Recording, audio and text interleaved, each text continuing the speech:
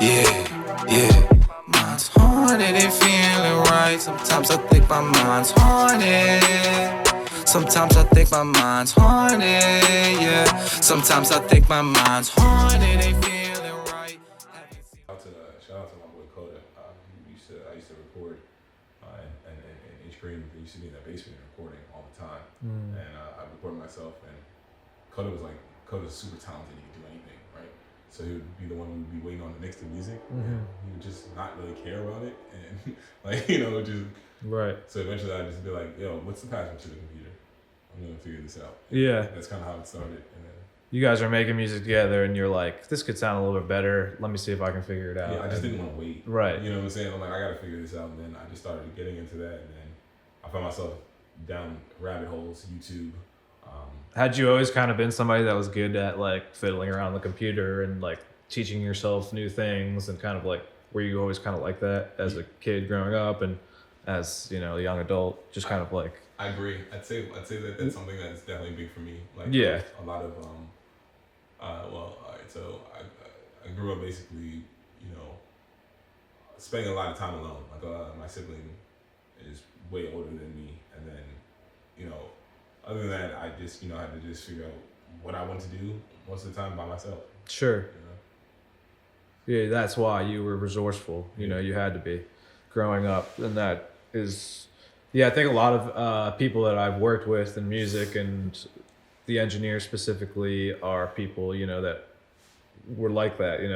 Grew up having to learn things on their own, and were naturally good at those things. Like, for example, like being on the computer, learning new programs, things like that. So for me, engineering and producing came strictly from math. I excelled in math when I was in high school.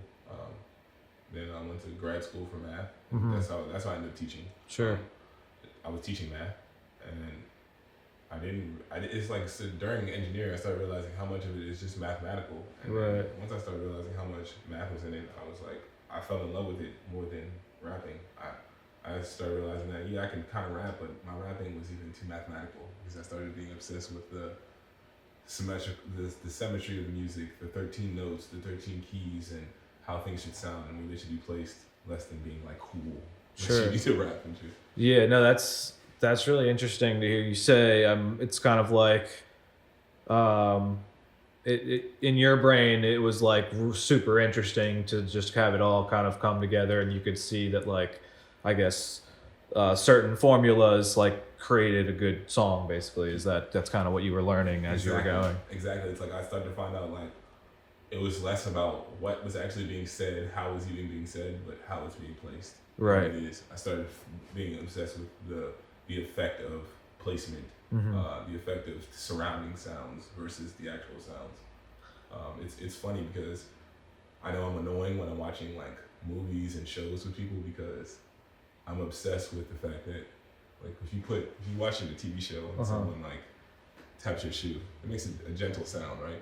But if you're watching a TV show, you're gonna hear like, pop. You know what I'm saying? Like, pop. You know what I'm saying? Sure, yeah. Because you're locked into that one thing, and something else outside came in. Yeah, they edit that way, and it's like they edit it that way, and we just kind of take it as natural, but it's not really natural for us to hear a zipper from 50 feet away. If someone like unzips a bag, you're not really supposed to hear that, but we're just it's so well placed. We're so used to that. Sure. And that's what I got obsessed with more than the content. Yeah, no, that does make sense, and it's really interesting because I know from just becoming an artist and learning how to make or perfecting my songs that a good engineer, someone that really knows that is 100% key to making good music. You need to have someone that you can sit down with, and that really knows the program that they're working with, and can, like you said, place your vocals in the right spots, and edit them in a way that can sound good to the listener, of course. But that process alone, I think, is very overlooked in terms of some people that listen to music. I think that, like, they feel like the artist has a lot more control over that than they do, and I think that for people coming up and trying to learn music, like, discovering that an engineer that really knows those things is actually super important to making good music. It's not just you getting in the mic and being able to rap good, right? Yeah, 1,000. It's like, and you know that because we talk a lot, so it's like we get like, I love metaphors, right? So it's a lot like basketball in the sense that when your team is winning and the player is performing well, then the player is performing well and they are the one making the plays, right? It's one of those things. It's very overlooked. Like, it matters that you have a good relationship with the coach and that you're placed in the right system and you're in the right spots to excel and to get your shit off and get a bucket here and, hide your weaknesses here. Exactly. But if you lose, right? Right. It's a lot like the industry. If you lose, now it's very easy to call out the player, right? Right. But generally, players don't get fired, coaches do. Yeah. Right? Because what you realize is that the system was wrong. Right. And any player that's elite, right? And we're talking about anyone who makes it to the NBA or the NFL, they're the best in the whole world. So at the end of the day, what needs to be done is the system needs to be changed to get the best out of that player. Mm-hmm. Whether they need to be moved, whether they need to be changed in position, or different people need to be around them. But it's a lot like music in the same sense, in the saying that. And then the engineer would be the coach in that scenario, yeah. And then if you want to get even deeper, then the producer could be the coach. Right. Right. When we get to like talking about like P Diddy and like man, we the best. I can't think of the name. Khaled, Pharrell, DJ Khaled, yeah. There we go. These guys are coaching the game, and they're setting up the system for the success of the artist in a way that is very much so overlooked. Right, exactly. And I think I was super lucky to have met you when I did. I had been making music for like a year, maybe a year and a half, and this is like two years ago at this point. And I was at a point where I had finally figured out how to record a good song with an engineer that I liked. I had a couple engineers already that I had a good relationship with, Jack and Austin, and had kind of already figured out, okay, I need a good engineer to be able to work with and get my music out. I did a few videos with Avion. So at that point I kind of had just discovered the importance of having a good engineer and having good videographers around you. Mm-hmm. And that's when I had been releasing, I'd released a few things, and then that's when I was taken in by another artist, Bang Bro, who we both are friends with, and he took me to Catwalk to meet you for the first time. Yeah, that was, I guess, let's talk about that. I guess how we met and just like how our relationship kind of like blossomed. I guess, what was your first opinion of me when I came into the studio, or can you remember, what you were thinking, like when Bang Bro and I came in that day, and I don't know, I might have had recorded a verse on one of his songs or something that day. Yeah. I know I didn't do my own song that day, but we immediately kind of kicked it off, and I'd like to, get your perspective on that. Okay, all right. So I'm a type of person who's like, I move with like energy and like vibes more than anything, right? Uh-huh. So initially, I remember feeling like there's a lot of energy from this guy, man. It's like he's ready to go. He's like really feeling this music, and that's kind of like what kind of got like me excited, feeling like someone else. It's like it's an unspoken thing. All right, I like to call it the secret. It's like you can feel when someone's energy isn't headed towards the same direction as you. Mm-hmm. Right? You have a lot of people that want to do the same thing as you. They do the same things as you. Yeah. But their energy doesn't necessarily have like this vibe that feels like you're going in the same direction. Like what they want from this is different, right? Or where they want to be is different, right? Right. It's like what I felt from you immediately was like, oh man, he loves music, and that's just me. Right. So that's me immediately. So once I find someone that loves music, first and foremost, like loves music above anything else. Above anything else, the reason that you're here is that you love music. Exactly. And that's what stood out to me immediately, right? So you got people that come into the studio and they have a lot to say because they're not here to love music. They're here because they love themselves. And I'm not saying that's wrong. Right. Right? Because the majority of artists ultimately, and we don't really have to get off topic into a different world, right? But the majority of artists, in my opinion, right, successful artists, gotta love themselves a lot more than the average person. Sure. Because you have to want to put that much of yourself out there, you have to love yourself. You have to think that that's worth it. You have to think it's worth it. Yeah, exactly. Showing people. Yeah, Like, you have to think that it's like this is you guys should see this. right. You have to think that, right? So to be even successful, so that's one stage of it, right? And then the stage before that is for most people is again another love of themselves. The people that I connect with is there's a love of music that supersedes the love of themselves. Yeah. That's why they get into this, and we can get into that if you like to. But that's why one thing that I admire about you that you might even feel I might be annoyed by is I love how focused you are on the details of the music. Right. It's like I might be in the moment and be like, come on, man, just up and down of the volume, right? But ultimately, my heart is like, yes. Right. Because at the end of the day, I know that's because you love the music. Exactly. I care so much. I mean, it's not that I obviously don't love myself, but it's like I feel, for me, it's like I know that, you know, people are going to judge you and people are going to not understand the full process no matter what. So it's like when you release a song, that's all they get is the song. And so, you know, for me, it's just like I want to have it.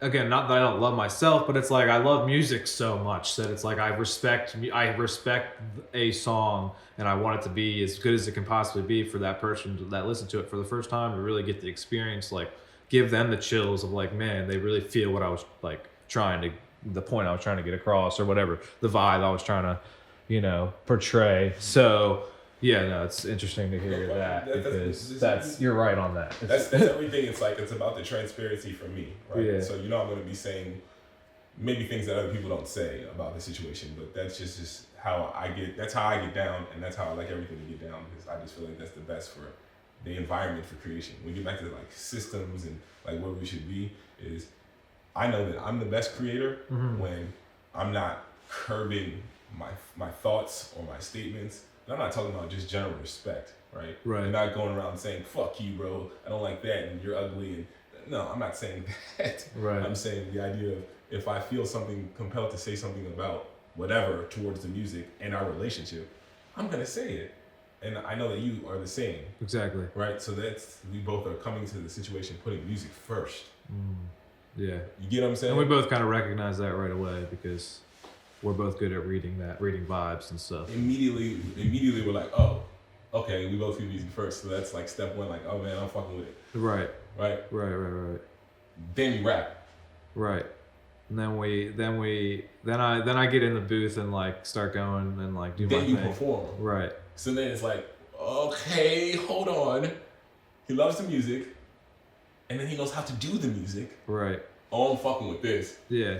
I'm fucking with it. And it wasn't that I like was a finished product by any means at that point because there's so much that you taught me from then on that got me to where I'm at now, to the point where it's like, okay, now I can go in the studio and I really know what Benbow's got to do to like do what I want to you know what I mean? I kind of already know the style I want now, and that's a big, I attribute a lot of that to you just because of like what I've learned from you, you know, going from when we met to like signing with you to making music with you to you know, giving me different pointers as time goes. So, but I think one thing I did have when we first met, when I did what we're talking about, that first recording session, was kind of just the, you know, I had the heart, I had you could just see that I had the will to want to really learn and get better, and I was willing to take, you know, advice, and those are the things I think that a lot of people shouldn't be afraid of. Is like, you're never going to be that good the first time you do anything,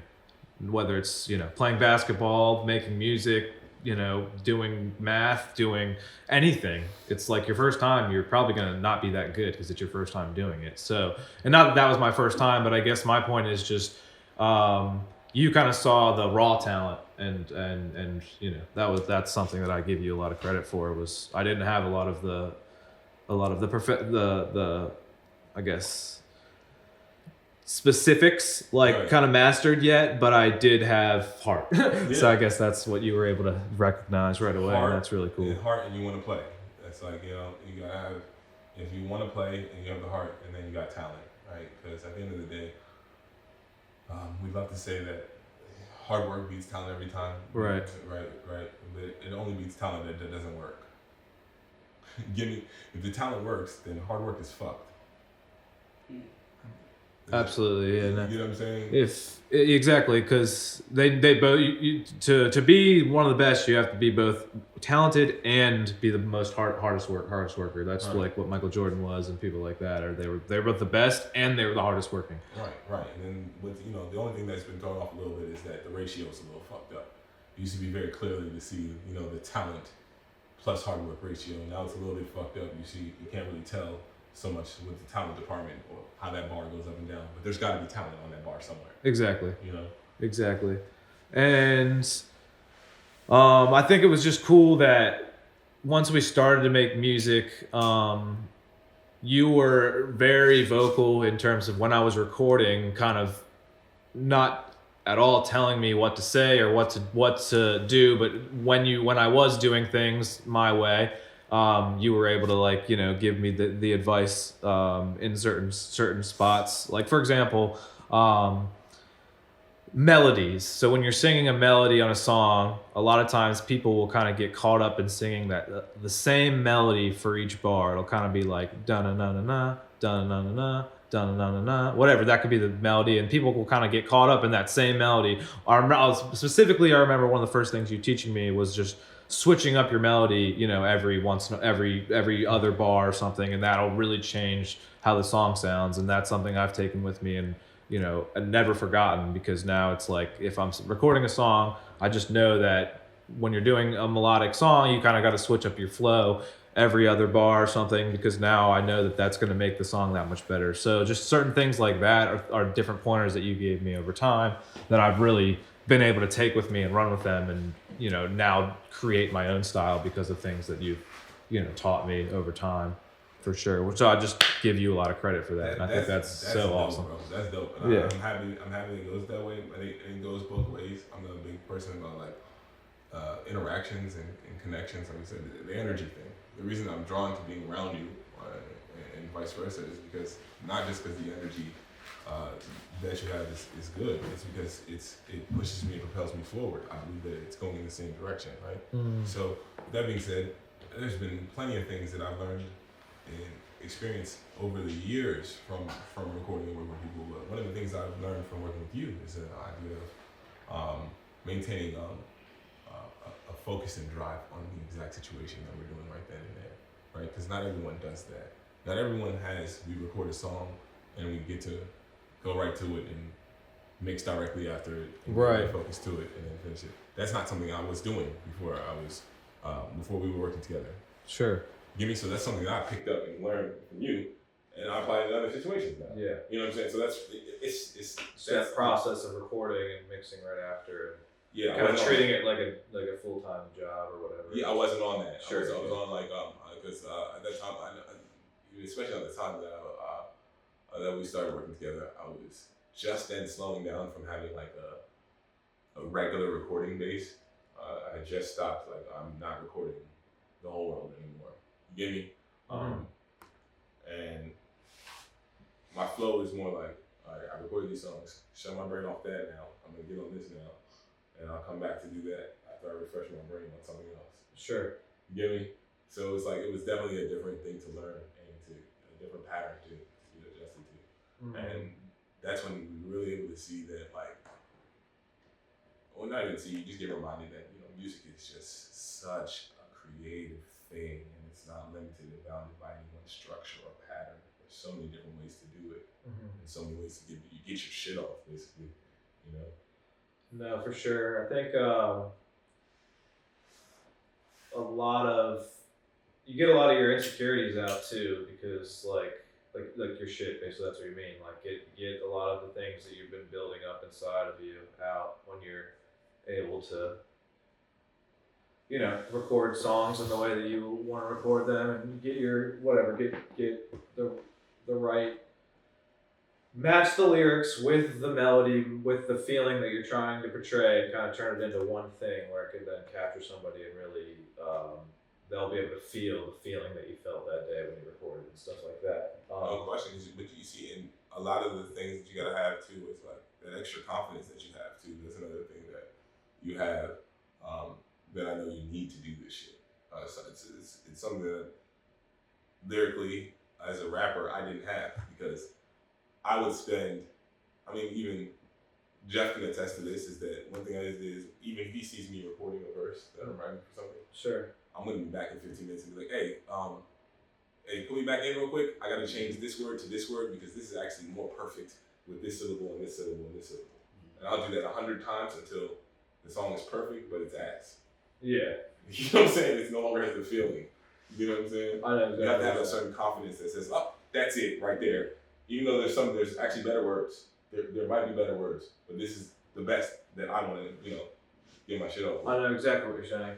And I think one thing that we've talked a lot about, just like it's kind of going off topic, but one thing that I want to talk about with you that we've talked a lot about is just me getting over my insecurities. And even though you say I was confident with my delivery, I was, but it's still like I do have insecurities that I've brought with me just from being a kid, getting bullied as a kid, whatever. Growing up, everyone's gone through stuff as growing up as a kid, especially in this area. But I think just for me, we always have talks, and you've definitely been able to level my head in terms of just not caring so much what people think and kind of just trusting myself and getting myself, making sure that I'm happy with my work and not caring so much, whether people think I'm cool or if I'm hard or if I'm this or that. It's because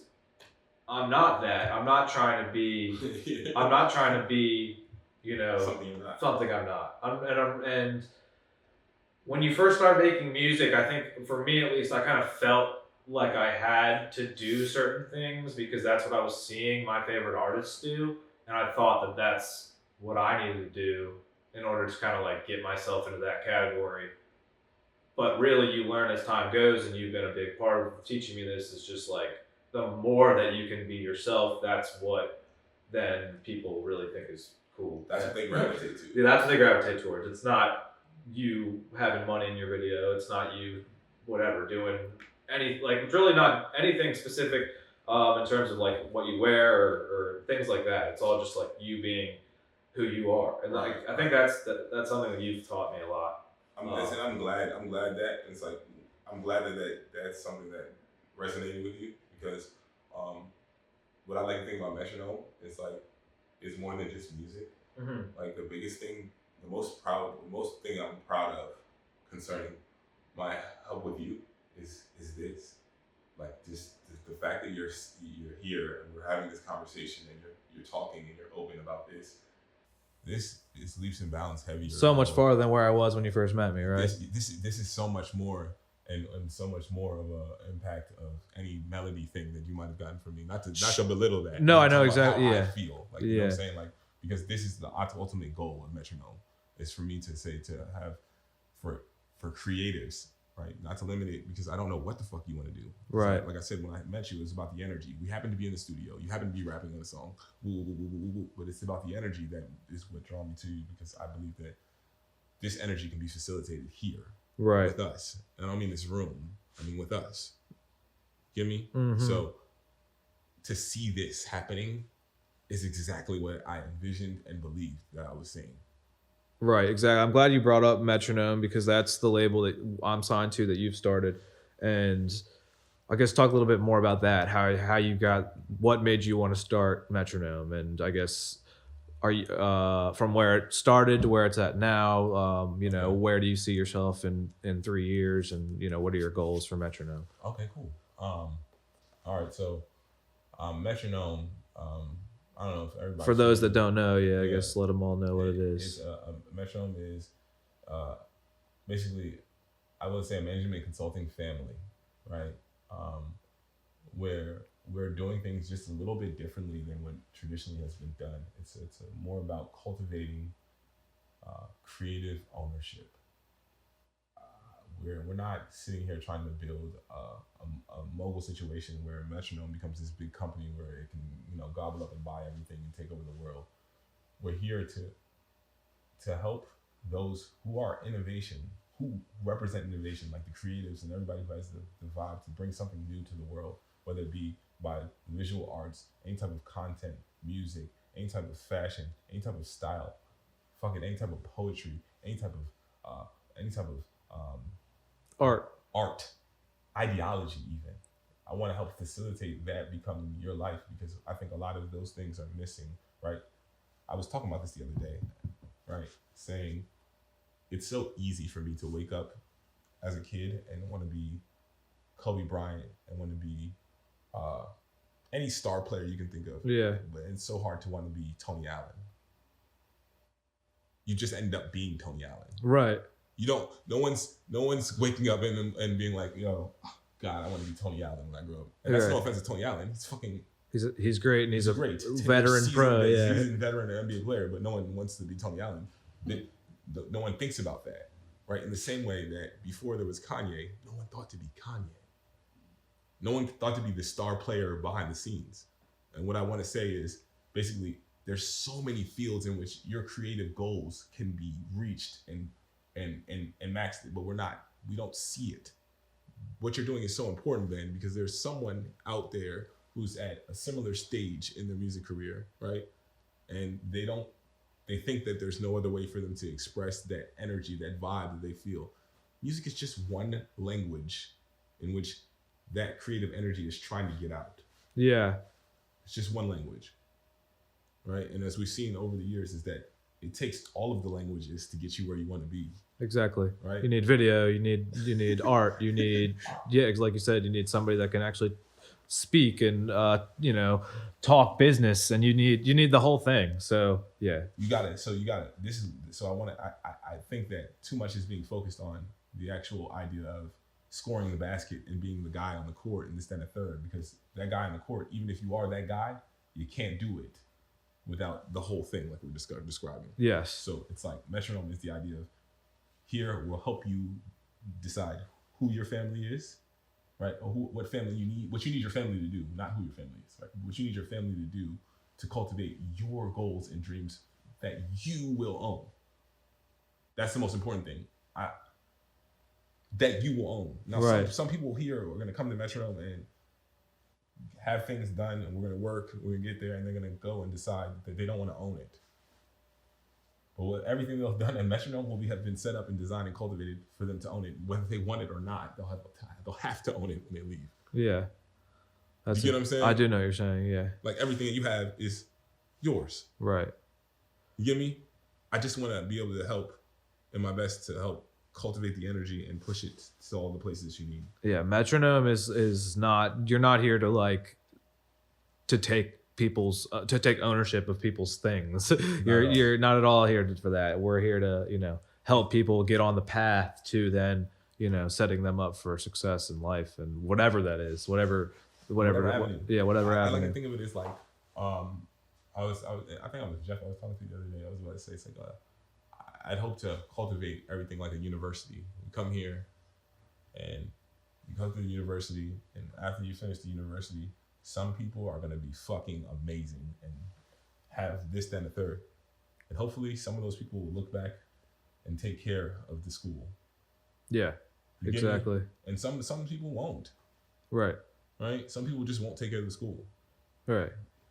That's neither here nor there. What the joy comes from here is that the school, you went to the school and you did this. Right. You get me? That's how my feeling of this is, and that's how I started feeling like I wanted to do that, because as I was engineering early, like where Metronome came from is me engineering and producing early, and I'm running to producers, I'm running to engineers, and like KM was a big part of influencing me to have this kind of vibe too, because KM was like, there's little things that I would do to be apt to picking up and helping, and I'm not capitalizing in any way. Right. Right? So organizing that, if I had that organized, I'd be at a different place now, right? Right.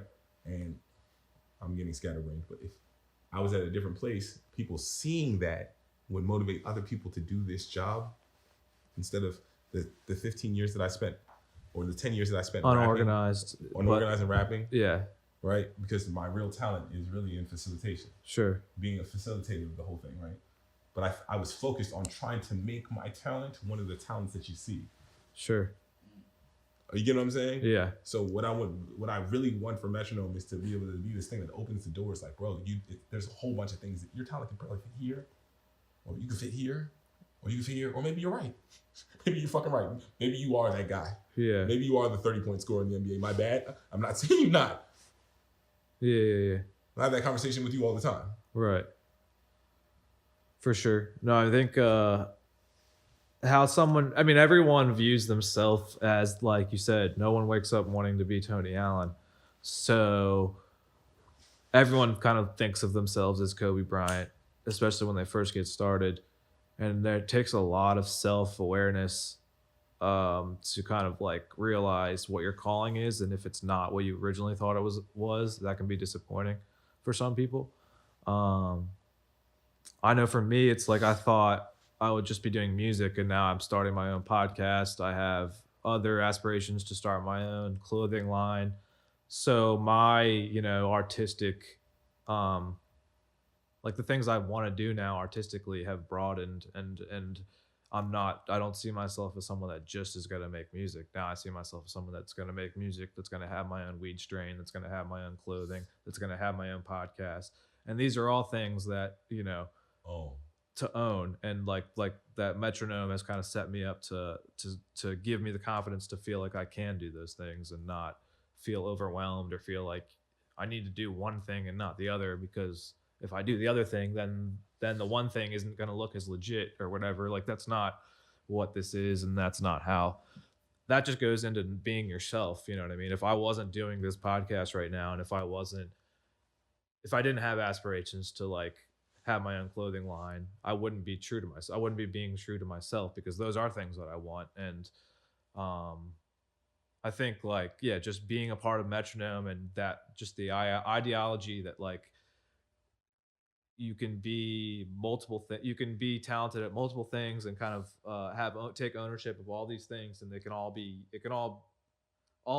together come and make you for who you are, and that's going to be different than the next person, and then that's okay. You know what I mean? Not everybody's, like you said, a 30-point scorer in the league. So. The idea is that when you strip it away, right? As I believe this philosophy that we get taught all these different languages, it's all just to confuse us, bro. It's very simple. If 1 plus 2 equals 3, then so does A plus B equals C. It's like all these things that we're saying is the same, but we get caught up in all these different views of it. Did I hit that? Yeah, thank you. For sure. The idea of metronome is when you strip all that away, right? All the sounds we hear in music, anything that you hear in visual, all that is the metronome. It's just the only thing that's constant is just that. Right. Absolutely. I think that's it. Yeah, that's sick. So you like funnel.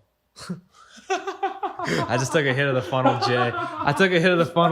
And it's got my head spinning. But we always have funny talks about funnel, because everyone in the DMV, if you're listening, I guarantee you smoke funnel, but I don't. Bembo doesn't smoke funnel. Bembo does not smoke funnel. I actually just rip bongs usually. I have a big like bong at my house that I go to all the time. But me and Tweez always have talks about just the funnel versus the bong versus, not having funnel in your J. It's a funny conversation to have. When did you start? You said you've always smoked funnel. Okay, all right. So there's truth and not truth to that, right? I've always been familiar with funnel. Right. So the first J's that I ever rolled, all right, rest in peace, Uncle Junior, was in New York before I was even smoking, just rolling J's. I'm rolling the J's. I remember you said you rolled for your family members, right? I'm rolling it up. It's going down. I'm twisting up. So sure. I got familiar with that. Then when I started smoking, maybe in like 8th grade, honestly, shout out to Brian Evans, wherever he may be. My boy, he was in middle school, I think. I used to go over there and we smoked out like anything, like apple bong, sure, pen bong, gravity bogs, whatever. Yeah. Wasn't even the making your own pieces. Yeah, exactly. Yeah. And then like that wasn't really me being a smoker though. That was just me smoking, yeah, trying it for the first time. Right. I guess when we really started smoking,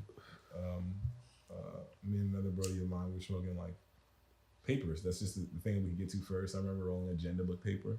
You guys at school agenda books, of course. Yeah. So like the first page was like, it's kind of like a bamboo sheet, and we so it's it would just be going through the school and be like, yo, Let me see your agenda.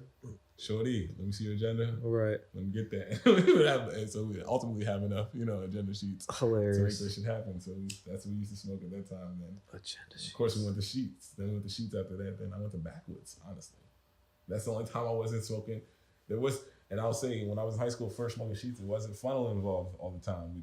That sheet. Sometimes it was just a sheet. Sometimes it was just a sheet. You feel me? Then backwoods. After my backwoods era though, I went straight to the funnel, sheet to funnel. I never went back. Feel me? So my question, I guess, because I don't know that a lot of people are aware of like what they're doing when they're smoking the funnel, but like you're addicted to tobacco when you're if you're someone that smokes funnel all the time, it's because you have tobacco addiction. No, it's not an intervention. It might be an intervention for all of the DMV actually, but that's a fact though. What he's saying is. But fact. basically, like I guess. What I'm getting at is you've developed your tobacco. I won't call it even a tobacco addiction. You developed your joy of tobacco from backwoods. Okay, and I think that might be where a lot of people got it, right? Because a lot of backwoods that's what most people smoked. I feel like here, like 5-6 years ago, or maybe a little longer. Benjamin, you are on it. So it was like everyone started smoking the backwoods, and then the backwoods kind of went away, but then people were still fiending for that tobacco. You know how much you're correct? Let me show you how much you're correct, right? Is that when I was smoking backwoods, it started with I used to cut and tear the sheet, tear the backwood, and I have this much, and I put the weed in it, right? Then I would be aware of what you're saying, because that's the funny thing about all addictions, right? Right, you always know. Yeah. I really want to smoke again, but I know I just really want to smoke a backwood again. That's the other thing. I don't want to just smoke weed. Someone comes in there that have weed, I'm like, I need some. Put this in a backwood. What are you doing with that? Yeah. Right. So I started noticing that, and so I started cutting more and more backwood off. Right. So the backwood got smaller and smaller too. Then I switched to funnel, which is really just that's the idea of having a backwood, but less backwood. You crush the backwood up, and you. So you would have funnel in backwood leaf? No. I'm saying after I went from backwood, after that, okay. The substitution was having a little bit of funnel. Right. Into my sheet. Understood, yeah. Right? So then basically what I'm saying is you're 100% correct. Yeah. There's clearly an addiction to the tobacco. You're saying there was a time when in between basically backwoods going away and then funnel being a big thing where you would basically make your own funnel. Yeah, before backwoods, right? Before backwoods, I didn't need funnel for a J. So this is why I know what you're saying. That's my scientific factual. Yeah. So once I smoked backwards, I started needing funnel for a J. Yeah. Okay, that makes sense. Yeah. No, I can only say that about people from here though, or from our area, because in other areas they were already smoking grabba. They were already smoking. They would cut a piece of grabba. I know my boys from New York. They cut a piece of grabba. Mm-hmm. A long piece of grabba and put it in the sheet and roll that whole shit and smoke that shit. They've been doing that. Yeah. But my only argument was that people who are smoking Dutches and shit, you're smoking processed tobacco. Same thing, but it's processed and pretty like bologna. Right. You feel me? I did smoke blunts a lot in high school, like when I first started smoking. But it was like a Dutch. It was always a Dutch. It was always like a fat Dutch or like a little cigarette. That was the two things I smoked, and it was like if we got the fat Dutch, it was always like a group of us, and we would throw like a whole quarter in that bitch and just smoke like a quarter fucking giant thing, and then like. What's the most tribal thing you used to smoke though? Because I didn't tell you the most tribal thing I used to smoke. Most tribal thing I used to do in college is we'd smoke. We'd roll up, like you said, in the Dutch, right? Uh-huh. Then get a water bottle and burn 2 holes in it and put the Dutch in the back hole of the water bottle, and we'd smoke this fucking I've done that. Dutch for an hour and a half. Steamroller or whatever you call it. Like a homemade steamroller. We were doing, dog. All of us getting high from the toxins of the plastic. Yeah, that's what you realize later on. You learn that. It's like, that's what the stages of getting high is like. You learn like, okay, everyone's doing this. All right, cool, fuck with it. Then you're like, oh wait, I'm dying. Yeah. We went to Vegas like 3 months ago or something like that. That was sick, right? Yeah, I love that. Vegas, we went out there, and I really appreciate that experience because that was kind of like designated for me to get a lot of work in. we went out there kind of as the plan was to do 2 music videos, kind of network, get into some of the studios there. You have a friend there, Jinx, that's living out there and doing very well for himself. Parlay P. Go download the Parlay P app. Mm-hmm. He's a gambler out there, professional gambler that's doing really well for himself, and he also does a lot of other things. But he was nice enough to let us come out and stay with him for a couple nights. We also got ourselves a nice hotel room in Vegas. But that was my first time going out to Vegas, and like I said, we shot 2 music videos and networked out there. That was one of the first times that we had gone on like vacation together and kind of gotten to bond outside of the DMV. So that was cool. Yeah, that was dope. That was dope, man. Yeah. How did you feel about that experience? Was that? I enjoyed it. We got out there. We got some work done. Had you been to Vegas before? I had been to Vegas before. I had never been in that capacity, like with that work mindset. type trip, yeah, like music trip. So that was cool. I had been before for my older brother's birthday. We went to see Floyd Mayweather. I remember you saying that. Yeah, I stayed there too long that time, and I had to play. So this is way better. Yeah, in terms of that, planning and getting shit done. I enjoyed it. I had a blast. I think having a plan anytime you go anywhere just makes it so much better. Like, anytime you go on vacation and in the back of your mind, you kind of feel like the minutes are ticking down because you don't have a plan. You know what I mean? Like, you're like, I just got here. All right, what are we going to do? Day 1. We don't have a plan. It's like, from that, it just gives me anxiety. So it's like, anytime I go anywhere, I like to at least plan out my first 3 or 4 days there because it's like, all right, we've got stuff to look forward to. We already know what we're doing. We don't have to waste time while we're on vacation figuring out what we're gonna do. You know what I mean? Like once I'm on vacation, it should all be vacation time. It shouldn't be planning time. You know what I mean? So I think that was cool that you guys were willing to come out and help me with that because that allowed everything to go so much smoother. And I think just we got a chance to bond. You got to know Kurt a little bit more. Kurt's the best videographer in the DMV, the Music Cinema. One of my best friends. Shout out Kurt. What's up, Kurt? He was out there with us as well, and we all got to bond out there, so that was cool. I thought it was interesting also, just to hear you say that you obviously were a teacher first, and then got into doing your music thing after that. And I know teaching wasn't, your first love or whatever, because music was, basketball was, but I guess going back to teaching, do you think being a teacher taught you something that's helping you now in your music career? Yeah, I do.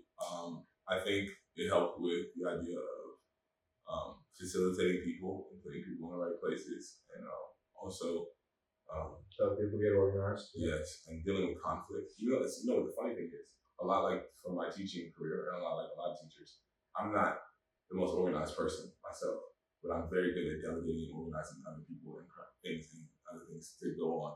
Yeah, you can see from an outside perspective, what someone else might need. Right, and then another thing I got from teaching is patience and listening. So I'm able to hear a lot of people. I think that goes directly to engineering, hearing a lot of people's perspective and then living in their world for a little bit because. When we're making a song, it's not really relevant whether or not I think they're who they think they are or know that they are who they think they are. Yeah. It doesn't really matter. What really matters is I have to feel it and believe them, whatever it is that they're doing, so I can get that point across. Yeah. And that's a lot like teaching. Each kid is different. Each student that comes into class has a different way that they're going to receive the material, but you got to give the same material to all of them. That's interesting to hear you say that. It's almost like coaching. Same. Every athlete or every person's different. So, and that's really interesting because not everybody really takes the time to get to know people. Even on a micro level, when someone meets somebody for the first time, I feel like, especially nowadays, it's almost like they don't really care. Like it's just like, oh hey, what's up? Like we're in the same room, but I'm not gonna get to know you. Whereas like I feel like you're somebody who doesn't do that. You really like try to get to know everyone you're in the room with in any given circumstance, Yes. which is really good and I think a strength of yours Strength, because not everyone's like that. People meet people and shrug them off like they're nothing. And I think that, getting to know everyone brings something to the table. So it's like, yeah, when you get to know people, even if they might have not been the best artists in the beginning, you're able to see certain things that could maybe help them become that much better. 1,000. I think that now that you say it, that comes a lot from teaching because you be in the classroom with a bunch of students and you have a lot of times observation that you're gonna see these kids. A lot of times your brain, you can't stop your brain from prejudging and making decisions about them as you're observing. Exactly. And then you have to turn all of that off Right. as soon as the class begins, and you have to be able to hear them completely free and objective from whatever you've seen and witnessed, whatever they may even have told you. I've had kids come in and tell you like, "Oh, last night my mom beat my daddy up, and then she threw, and then 20 minutes from then, I have to listen to that same person answer the question about math." While knowing that last night, the reason they might have not done the homework because of that is because of something that actually matters, man. Some shit that actually matters. And that's getting deeper, that's a lot of reason why I felt like if I kept teaching anyway, I was going to burn out. Right. One of the coaches at a school that I was working at, we had a great year that year. He had one coach of the year with me. I had one coach of the year because I was an assistant coach. Basically, he was saying, he called me in the office one day and was like, "Hey, don't do this anymore." And I was like, "What?" And he's like, "You're never going to stop doing this. All the, the dreams and all the things you're discussing." So I can tell him about everything I got going on. And this time I'm going to the studio. I'd wake up and go there and coach and, woo. And he'd be like, "You're never going to do any of that stuff. You do this." I said, no, these kids are the last kids. And once so-and-so graduates, I'm gone. He's like, "Yeah, and then you'll fall in love with the next class." Right. And you'll feel like you can't leave them. Because it's almost like you're trying to save lives or whatever you're trying to do, help people out. Your small contribution, It's like whereas though now I'm doing the same thing, I feel the same way except for my small contribution. You get the same thing out of what you're doing now. And the small contribution is towards your actual ownership and not you learning some system or idea or concept that I don't even think is good for you. That you may not even be interested in. That's trying to teach you not to be owned. So now I feel better, like wholly, like inside. Yeah. It's almost, you just took it up to the artistic level from the education level, which is cool. That's really cool. I think we need more people that are willing to get to know people on that personal level in the music industry, because then once an artist and an engineer or a manager, whoever, once they really get to know each other, then the art that comes from it is so much better, because they now can, they know what to expect from that artist, number one. And then they can, interject their own thoughts and own ideas to then just aid what that artist already kind of has going on and is already trying to do and, goes through on a daily basis, whatever it is. And if your engineer knows all that stuff, then your music's going to be so much better, because then they know, like you said, the kid that might not know the answer to the math question because of what happened last night. It's the same thing as the artist who might be in a bad mood in the studio that day because they can't pay their bills or something. And if you know that the artist that you're working with just had a big argument with his wife or his girlfriend, then you will be able to approach that session in a different way. And you won't be as harsh maybe, or you might say something differently because of this, that, and the third. You might be able to get something out of it that is actually amazing. You made me think of a situation that I had when I was teaching, right? So I had a student, they asked, what was, you might get a trip out of this actually. What was 2 times 1/8? Right? Mm-hmm. 2 times 1/8. Right? Sure. So it's on the board, and this is a kid that kind of doesn't really participate that much. He talks a lot, gets in trouble a little bit, but he's always in my class. we have a rapport. He always comes to my class, Sure. right? And he's so excited this day. I actually have people witnessing, coming to watch my classes this time. This is my first year teaching. Right. So people coming to monitor my class and Sure. everything. Raise his hand, and I'm like, go ahead. We'll call him Jay. His name is something else, but Sure. give him to Jay. I said, go ahead, Jay. Jay's like 7. Confident, very very confident. 7. Class laughing. Ha ha ha ha ha ha. And in this moment, I saw his face change because he's like, very like, wait a minute, what is funny? This is 7, right? And that was when I really started to really notice, one, how unfair the school system is. Yeah. This textbook is asking a question that is open-ended. It doesn't have an answer. It says 2 times 1/8, which really means 2 times 1/8 of what? Right? So his history and his lifestyle or whatever he's doing, immediately, of course, I happen to relate and understand at the time, right? Why he Is said that- 7? Right, because he's thinking of the base of 28, right? All the other kids in the classroom might not have a natural base to think of when they're doing fractions because they Right. don't encounter doing fractions every day. Obviously, this kid sells weed, Right. right? So immediately when he said 2 times 1/8, I know what that is, motherfucker. It's 7 Yeah. because it is. Right. Because this is 2 times 1/8 of. It doesn't say. Yeah. So I just had him come to the board and show me how 2 times 1/8 is 7. And sure enough, he didn't understand it was the base of 28. But sure enough, what you drew on the board Was the base what of- he was thinking. was the base of 28. Yeah, yeah. He drew 28 boxes. Of course, he started very easily. He drew 7 boxes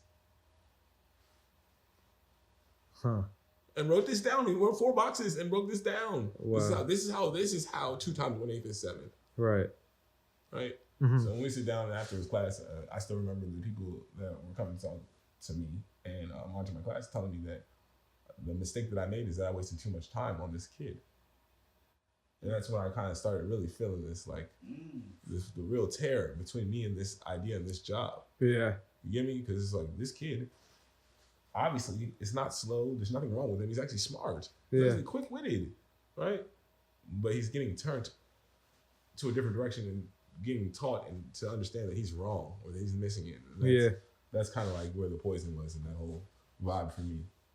Yeah. And well, just being someone that notices those things that's the type of person you are. But it's like most people aren't like that. So it's like a lot of teachers don't notice when a kid's feeling like that. You know what I mean? And it goes into just like, kind of like knowing how I felt without me having to tell you how I felt. You know what I mean? It's like you just are very good at, I don't know, what's the word for that? You Empathetic, maybe? you like you read people well, you're receptive, like my brother says. So like when you're someone that can meet somebody and within, whatever amount of time, you can kind of get to know not obviously everything about them, but kind of how their brain works and what their like the direction that they're thinking, because then you're able to then communicate with that person that much better because now you stepped into their brain and you know how their brain works. And I think a lot of people are so quick to crucify someone whose brain does not work the same way as theirs and make fun of them and call them stupid and whatever. But there are people that maybe he wasn't correct for that specific question because of whatever they were expecting him to say, Right. but the way like you said, the way his brain did it, that was correct. So it was like people just see things differently, and if you're able to kind of put yourself in people's shoes and see things even half the way that they see them, I think it just like makes you that much more of a leader and like better at teaching people things. And Thanks, bro. yeah, I mean I see it with not only me, but like all the other artists that you work with. Like, what's it like to kind of just have people respect you so much in the area? Like, what's it like to have like a lot of people come in here and be like, "Man, I wish I was working with you," or like, is it overwhelming? Is it annoying sometimes? Is it like, are you like, "Wow, thank you so much," or is this like what you wanted the whole time, or like? I'm humbled by it. Anytime that anybody wants to work with me, I'm humbled by that idea, Yeah. concept, and and then even going further than just like working on the boards, when they start like going to like an endeavor or bring like an idea to me, it's even more humbling. Anytime that happens, I guess I'm still in it in terms of understanding that that's what's going on. Right. I don't really think of it that way. Sure, yeah, it's tough for you to think of it like that because you're you. But like when I see it, I see someone like a lot of people come in here and they have such high regards for you, and I think that's so cool because that's you've earned that over the years, and but I think also it could be difficult because like someone might not really understand what it takes. They just think like, oh, I know Tweez. That's all all I need. Yeah. Maybe does that happen to you sometimes too, where you're think- like, you think an artist doesn't really understand what it takes. They just hear your name. They're like, I'm gonna make it now. That happens sometimes. Because from an outside perspective, it seems like that sometimes happens. So It does. Sometimes I'll experience like, maybe I'll work with someone and their anticipation is that after they work with me, they'll sound like someone, or even worse than that, they'll not more than just sounding like someone else that I work with. They'll have the same results as someone else that I work with. that's kind of what I was. Yeah. And yeah, that happens sometimes, and then they'll be like, you're not, I've had experience in my life where someone will be like, oh, nah, you fuck with that artist more than me. That's why you do their shit this way. And it's like, Right. no, I'm actually, really, really trying to do. That probably happens to you all the time. Yeah. Because it's like, even from someone like for us, someone like me, we have such a good relationship. I've even come to you and been like, said like, In a way, why yeah.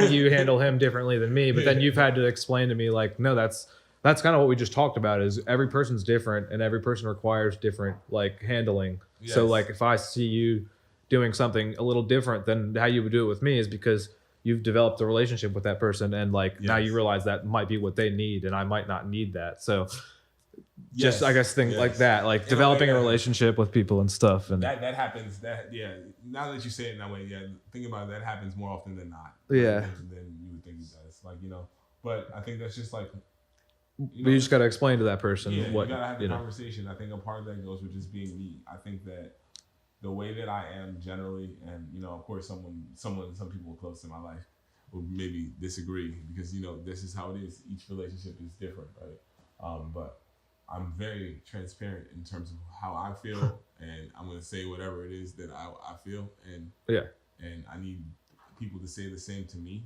And when we talk like that, sometimes you do get into zones that are not available for other relationships. If that makes any sense. If I didn't have that conversation with you where we scratched that surface and we got that far, maybe we'll never ever get like that until we do.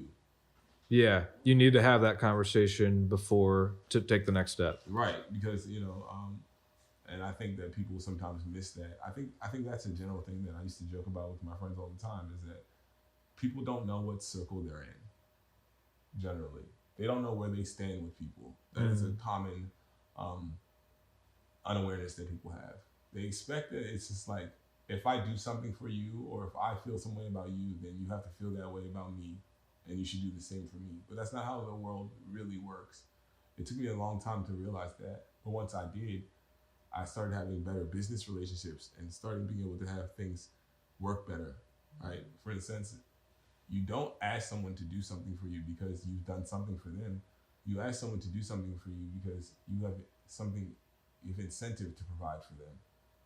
That's the only reason someone is going to really do something for you and do it well, is if something is in it for them. And once you really understand that, and you separate that idea from the idea of friendship, that's when you really start to make moves business-wise. Right.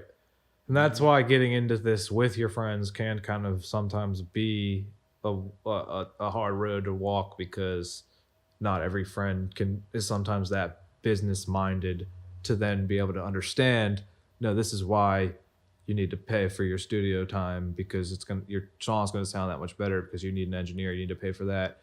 Like, I had an experience with an artist, I won't name the name, but we were best friends pretty much. And, it got to a point where I was started to take my career more serious, started going to these engineers that were costing money to go to the studio, and started to pay for my videographers, started to pay for my artwork. and that specific person just disagreed with the idea that I was like putting up money to invest in myself, and that was the time period when I'm just learning that I needed to do that, you know what I mean, in order to get to the next step of wherever I wanted to be. And then, so it's just yes, not everyone understands, like, is able to separate, like, okay, this is a business now, like this is now turned into a job, versus like us just having fun in the basement freestyling with each other, because that's completely different. like that's not the same thing. It's like, and for me it was like, I knew early on that it was like, if I'm gonna do this, I'm not gonna be that. I'm not gonna just like half-ass it and like be some artist that when people see me are gonna like feel, because you can feel it when someone's like half-assing it, when they're like not really putting in full effort, because you can see it and it comes out and the way it sounds and the way it looks. And I just was never going to do that. And, not everyone's able to, I guess, separate like for that specific circumstance, like he was almost taking it personal that I was trying to tell him that he needed to do that. But it was like, that's just what I felt like I needed to do. At the end of the day, I didn't really care what he was doing. But it was like, I'm gonna do that. So it's like, if you want to make art with me, this is what we're doing now. Like, you know what I mean? And like, so I guess this is the standard that I want to, reach, and not everyone is able to be on that same like business path, and that's okay too. Like that's not even a problem either. But it's just like, you shouldn't get mad at someone else for that. You know what I mean? You got to be able to learn to separate business and friendship. You have to, and it gets to like, again, we talk about genius in so many ways, right? But some people forget that they're all different kinds of geniuses, right? Mm-hmm. So Kanye is one type of genius, right? But he might lack the genius of other people who are emotionally genius, right? I'm not an emotional genius. So with that being said, I can't do all of these things and still cater properly and speak properly to each person that I interact with. Mm-hmm. It's the fact that I need to acknowledge that first to be able to move forward. And I think that's something that over the past couple of years that has been very big for me, is starting to acknowledge that, look, you're not going to be able to make everyone happy. And that's okay. Yeah. You get what I mean? And it's like, it takes some time to get there, Right. Maturity. I'm still trying to get there myself, but it's like, yeah. It's almost like you have to be like, it's not selfish, but it's like, it's a form of like kind of just loving yourself and like knowing like, just like that you're not gonna please everybody, and everyone's not gonna please you. Exactly. So you promote that and accept that. So it's like, everyone's not gonna please me. So then what that means is that allows me to help have separation. So yeah, if I have a business partner, I'm worried about them pleasing the ideas of my business arrangement. Yeah. I'm not worried about them pleasing me as a friend. And if I have a friend, I'm worried about them pleasing me as a friend and what I like to be around as a friend. Yeah. And I'm not worried about them pleasing me business-wise. Right. So if they cost me money, I'm not worried about that. I have to plan with that and understand that if I want them to be my friend. Exactly. I try to change the fact that I can't change them, the aspect of them for that. No. And vice versa. My business guys that make me the most money, everybody that I make the most money with, I can't make them be cool to hang out with. Right. There's nothing I can do to change them to make. Because then they might not be as good at the next thing. Why would I do that? Yeah. Why would you? Yeah. That's not what they're for. That's not what the relationship relationship that's not what is. We're here for. Yeah, that's not we're here for. Yeah. You get what I'm saying? So, yeah.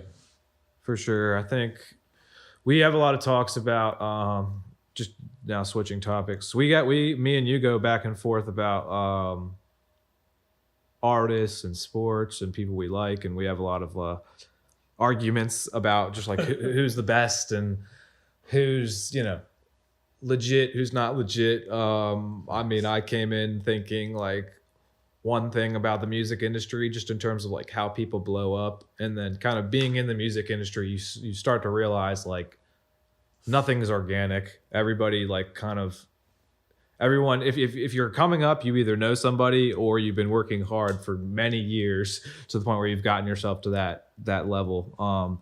So it's like just kind of the idea of blowing up overnight.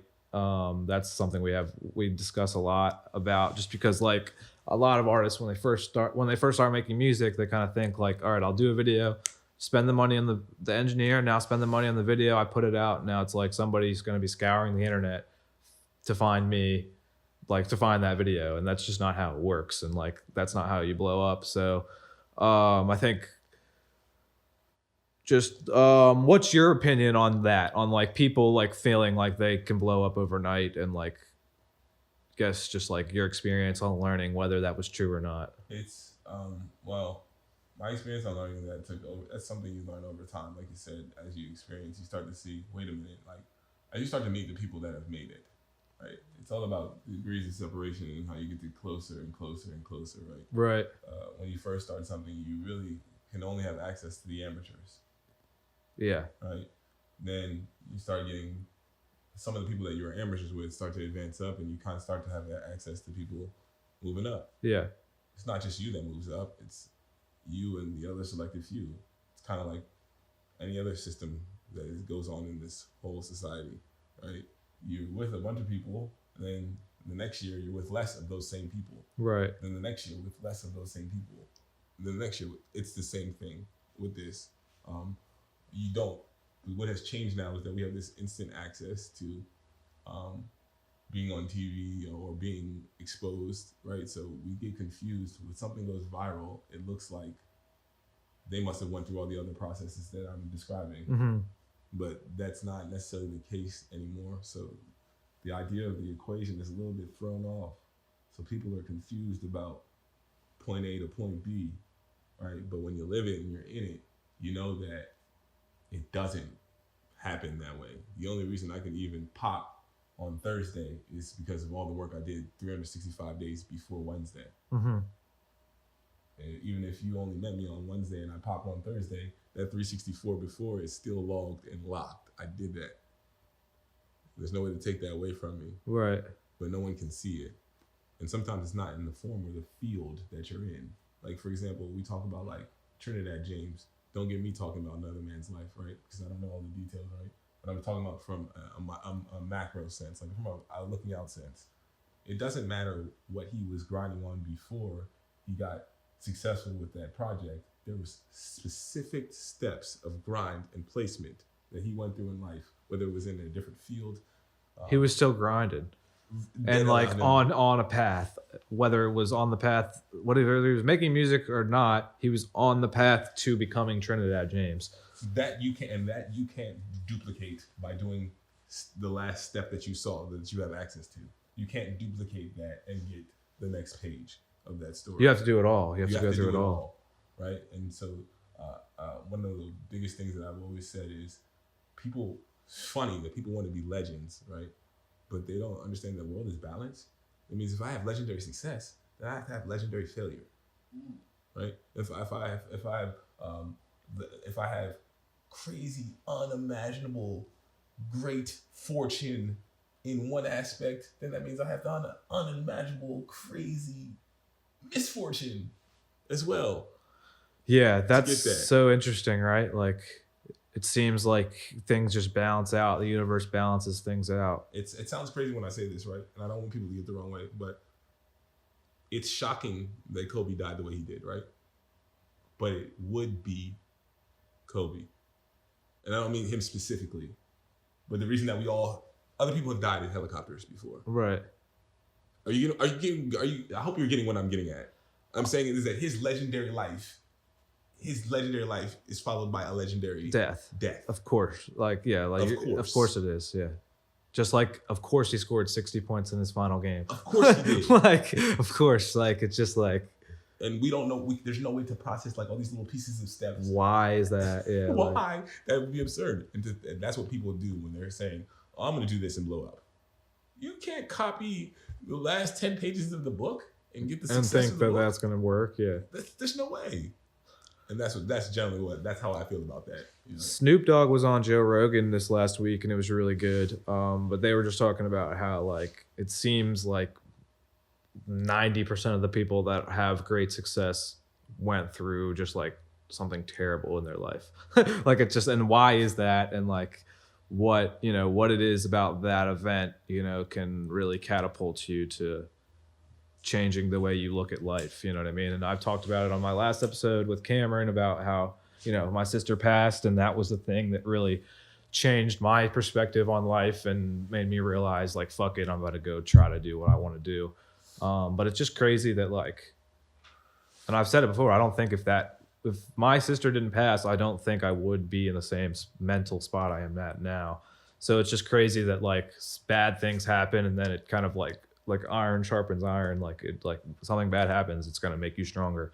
Whether it's you lose somebody, you lose a job, you lose, you know what I mean, you lose a bunch of money, you know what I mean. It's like almost always bad events kind of like make you stronger for the next thing that comes. It's all about how you take it. Like, I heard something profound the other day, and I wrote it down. I do that from time to time. Smart. It was you know, everybody got hooked to this idea of YOLO, right? You only live once, right? But that's not fucking true. You only die once, Right. right? You have to live every day, Yeah. right? So you live several times. You only live once. You live every fucking day. You live every day till you die at one time, right? So that means that everything that I'm doing I have to be conscious that I have to live with that moving forward. You get me? So it's like, once that started being like I didn't know that, like, I just wrote that down as something that stood out to me to describe something that I've felt that I didn't know how to describe.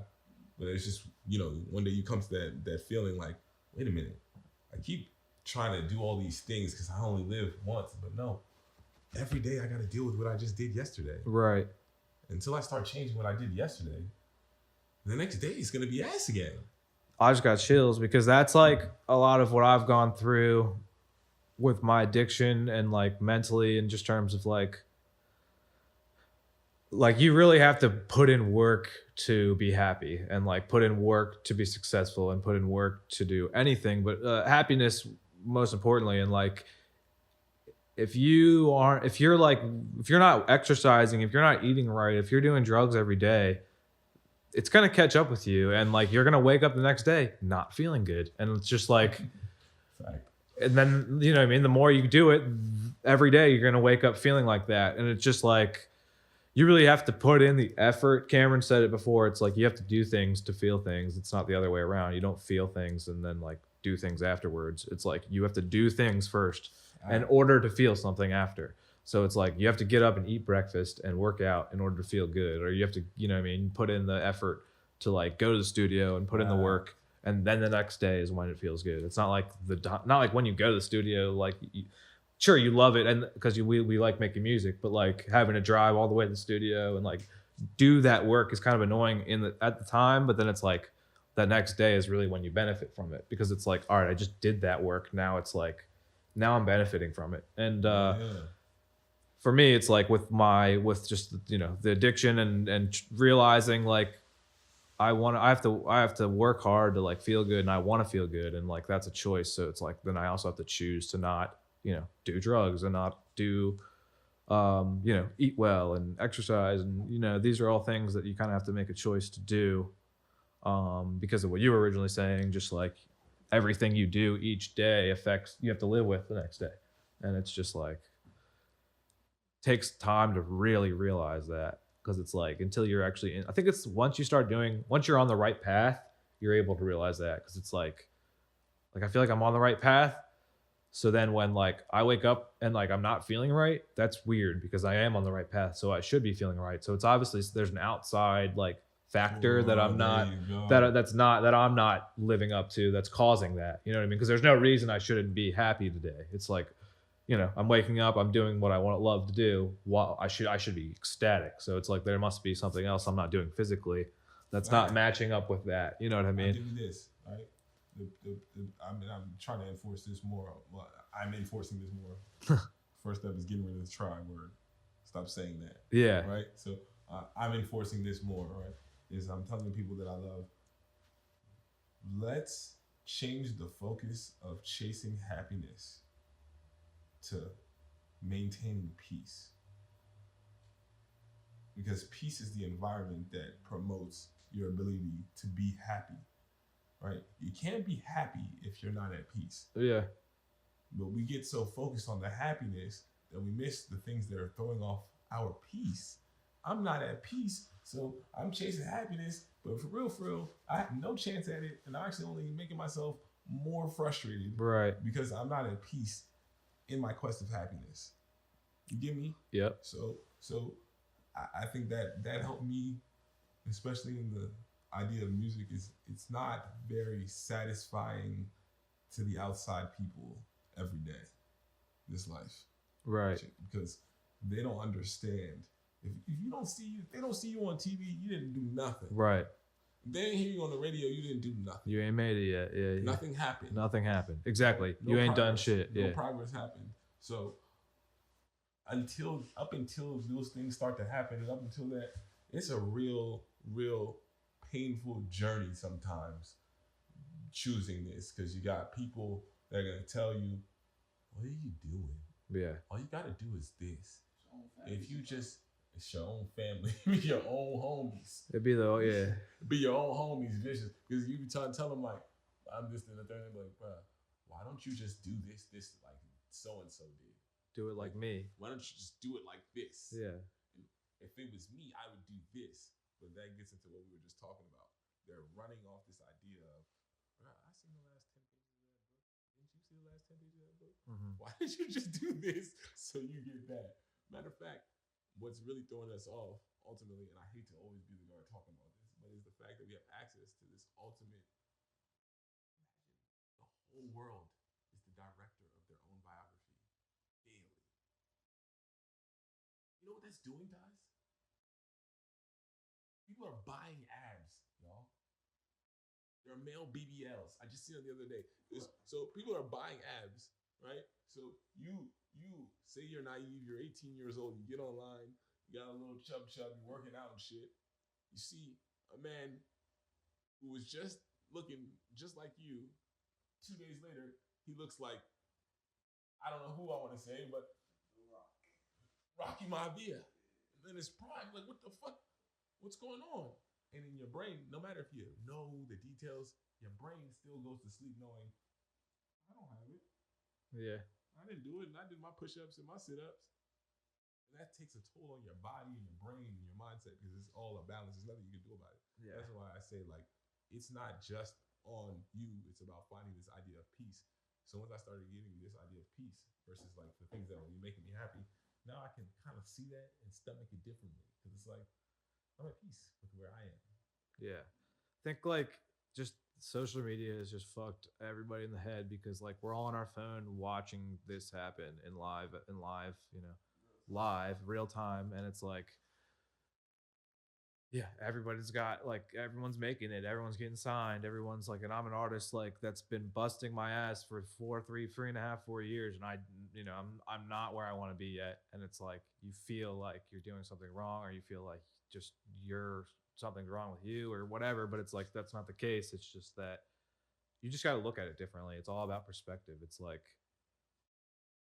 if I told myself I'm where I am right now 3 years ago, I would be over the moon happy and excited and been like, wow, I cannot believe I'm at the place I'm at right now. Like, you know what I mean? And I always used to look at people that had, 50 to 100,000 followers, and I thought they had made it. You know what I mean? I thought, like, even though they weren't at where Drake was, they still had made it, because they had all these followers and they were seemingly on their way to being like the next big thing. But it's just like, you just have to come to, like, you really just have to be honest with yourself and know that you put in full effort, and know that you're, like, can be happy with, like, all right, I really gave it my all. You have to find that, right? Yeah, it's like, whatever happens, like, whether someone watches it, whether 100,000 people watch it or one person watches it, like, yeah, you just want to be at peace with knowing, like, I really gave it my all. Like, I did, like, that's the best I can do.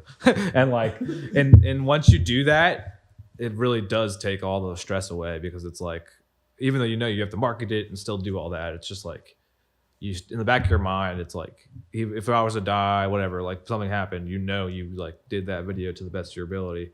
And that's, like, I don't know, that's cool, just to know that, like, you did something to that level of, like, I did it to my best ability and I put it out, and, like, this is what I was trying to do, and I saw it from point one to point to the end, and, like, this is it, and I presented it to the world, and whether people liked it or not, like, I did what I wanted to do, so now I'm at peace. and Right. like that's what you're like. I think that's what you're referring to is like Yes.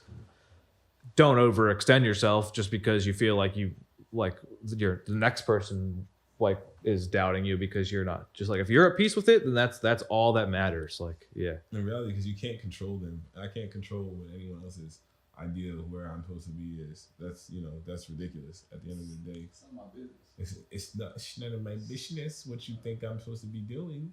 At the end of the day, it's all that matters is where I feel most comfortable and who I feel most comfortable around, and how I'm gonna make that work. yeah. Ultimately, the idea of even damn, I was going to talk about. Think about the idea when we were out there the other day, we were trying to get footage. In College College Park, yeah. Yo, the audacity of these college students, Some of those kids were just fucking wild, yeah. and they don't want to be filmed. And I thought about it like the reason that I was saying out there is like the reason that I realized, oh, I get it. Everyone is their own director. You Everyone- can't film me, I can film me. Only I can film me. Why would I let you film me because back in the day, of course, they would let anyone with a camera film because everyone doesn't have a fucking camera. Right.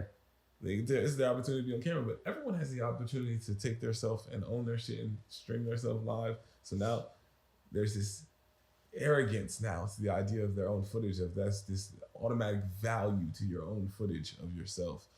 That's kind of it has a bad vibe. Yeah. I'm not saying I don't like the business of making content, obviously, and making it work for yourself. Right. But the idea of the arrogance of this like auto arrogance of that you have this. It's not just automatically valuable that you're recording yourself. Right. Yeah, because I'm going out there trying to like get them involved in something. I'm trying to like get like let's start something together. Let's throw a show together. That's what I went out there to do. I went out to College Park to kind of talk to these different frats to get a show set up, to like talk to somebody that's in charge of throwing events and get a show set up at University of Maryland. So Tweez came out there with me, and a lot of people that we went and spoke with at these frat houses were like, young kids that seemed like, they, just didn't have the time of day to like, talk to you. And it's just like, I don't know, like you said, everyone's their own director. Everyone thinks like, and we had a camera with us and we were filming the whole thing. So I think when people saw the camera on them and they weren't ready for it, back in the day, it was like, oh, sweet, there's a camera on me. Like, this is cool. I'll take advantage of this opportunity. Whereas now everyone's got a camera in their pocket. So it's like just being on camera, almost like, I don't know. I think a lot of people just like prejudge in terms of like what their own mindset is. So if like they're a hater, they think that you're knocking on their door and you're a hater. So you're going to like make them look stupid or something. They assume their own value too. That's the thing. It's like it's so important to film me. It's like, oh, I mean, I just be thinking about like, damn, we wouldn't even have battle rap, something I love so much, if people were so petty about recording. How would there be no smack DVDs if people were just walking around saying, hey, don't put me on camera? Oh, no. Like what I've got going on right now is so important that I can't be on camera. Like Yeah, it's like, like, stop dude, chill. Your fucking parents are paying for you to stay at college right now. Like you're not doing anything sweet.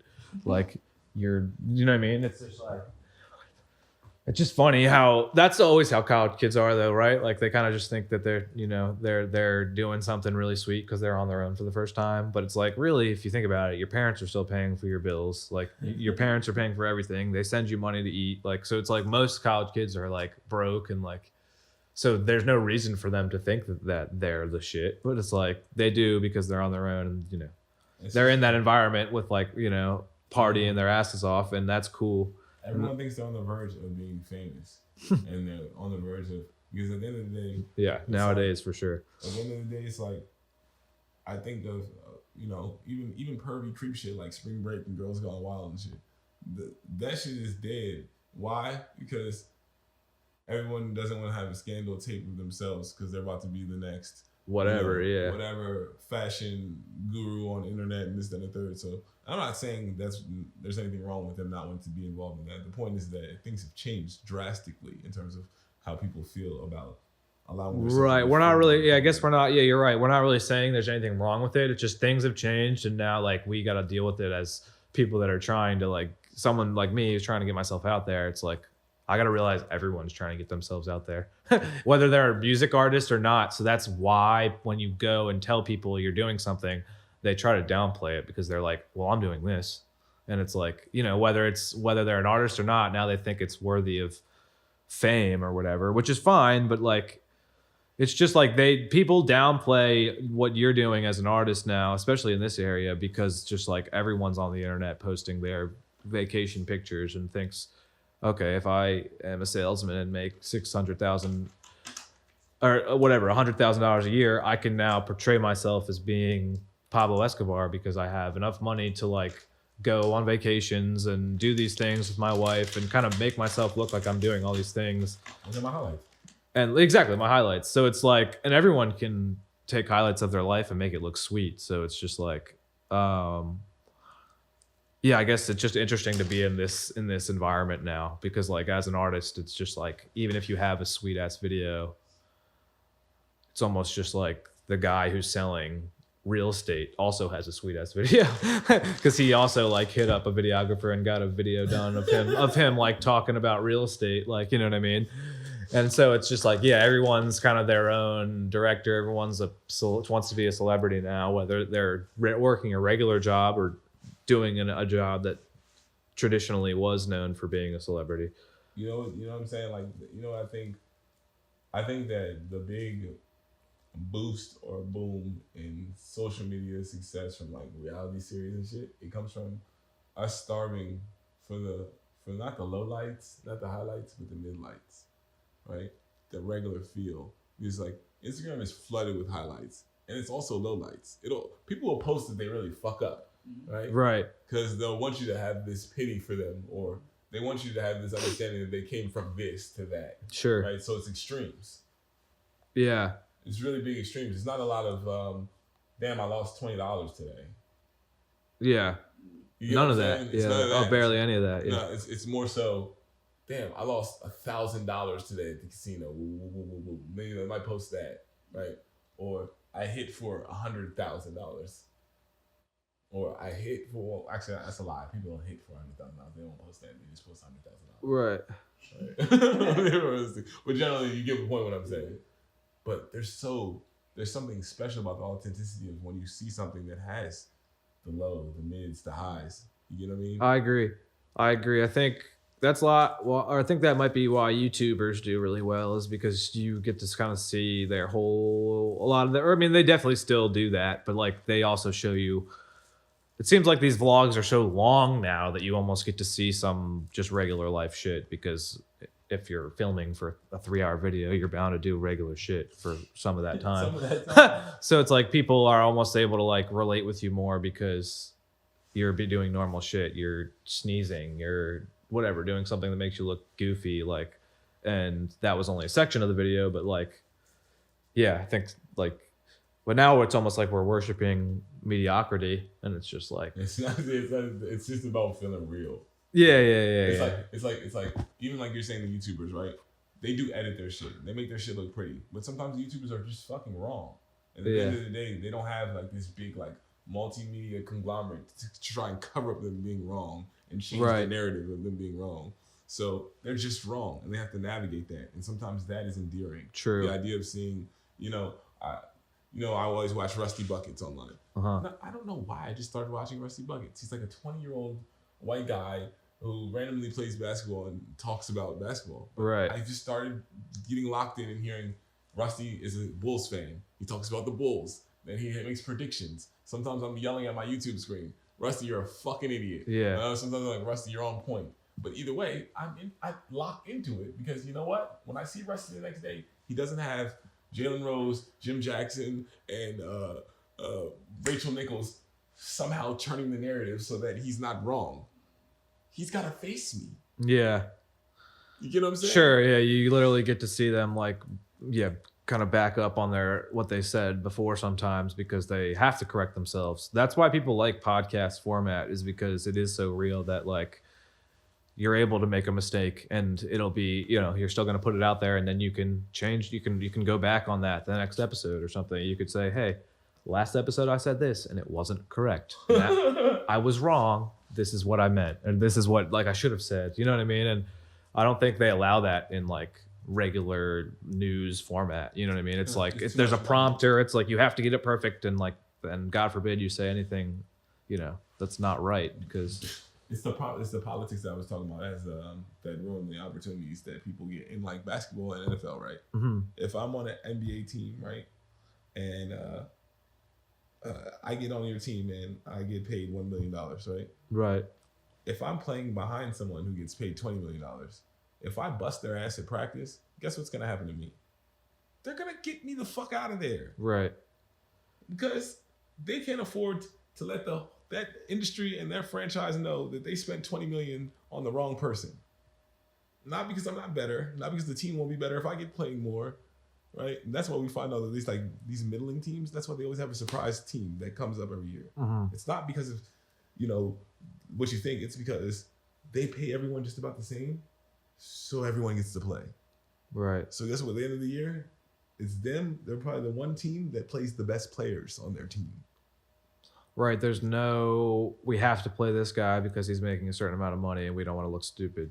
There you go. Yeah. Look at the Wizards, right? I'm not saying the Wizards are going to be that great, right? But the Wizards changed. They didn't get that much better. What happened is they're fucking the checkbooks. It's all evened out. It's other than Bradley Beal, everyone's kind of on the same payroll and Everyone same gets to skill play. level and same. There's no You missed your agendas, you no missed your hidden 5 agendas. shots? Yeah. Get the fuck out of here. Who's the guy next? Who's guy? next? You hot? Yeah. Oh, you hot? You're playing. Neto's hot tonight. All right, bet he's gonna play Cool. 35 minutes. Yeah.